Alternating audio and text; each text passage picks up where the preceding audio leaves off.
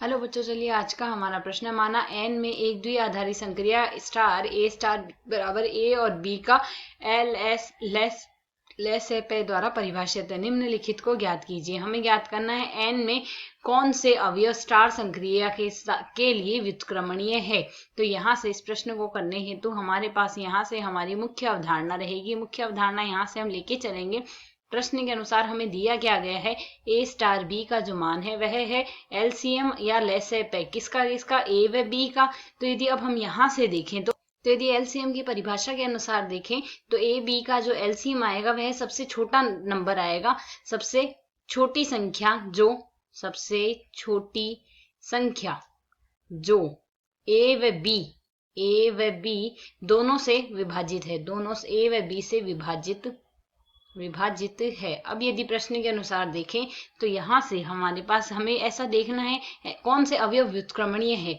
अब व्युत्क्रमणीय अवयव हमारे पास क्या कहे जाते हैं, कोई भी अवयव ए है यदि उसकी संक्रिया हम बी से कराएं तो यदि हमें यहाँ से तत्समक अवयव प्राप्त हो जाए तो वह हमारे पास व्युत्क्रमणीय अवयव ए का प्रतिलोम हमारे पास क्या आ जाएगा, ए का प्रतिलोम बी होगा।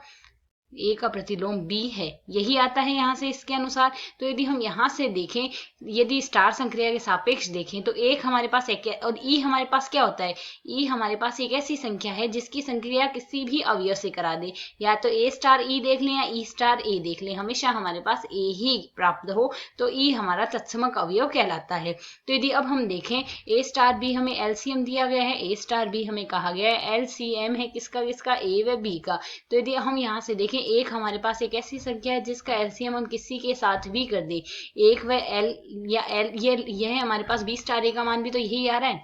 तो एक व ए का जो एलसीएम आएगा वह ए के बराबर ही आएगा। अतः यहाँ से हमारे पास एक क्या होगी, इसके लिए तत्समक अवयव ई बराबर आ जाएगा एक, यह हमारे पास ई का मान आ गया। अब हमें ज्ञात करना है कि यहाँ से ऐसी कौन कौन सी संख्याएं हैं, यदि हम यहाँ से ए व ए इनवर्स देखें तो ऐसी कौन कौन सी संख्याएं हैं जिनका प्रतिलोम से संक्रिया कराने, जिसका व्युत्क्रमणीय अवयव अर्थात ए इनवर्स हमारे पास विद्यमान है, अर्थात जिनकी संक्रिया कराने पर हमें एक प्राप्त होता है। तो जहां तक हम जानते हैं किसी भी अवयव का एलसीएम कराने से हमारे पास एक प्राप्त नहीं हो सकता, केवल एक ही हमारे पास ऐसा अवयव है जिसकी हम एक से संक्रिया कराएंगे तो हमारे पास एक आ जाएगा, क्योंकि एक व एक का एलसीएम हमारे पास एक ही होता है। अतः यहाँ से हमें याद करना है प्रश्न के अनुसार यहाँ से कौन से अवयव स्टार संक्रिया के लिए व्युत्क्रमणीय है। अतः एक स्टार संक्रिया के लिए संक्रिया हेतु व्युत्क्रमणीय है। हमें यहाँ से यही ज्ञात करना था। आशा है समझ आया। धन्यवाद।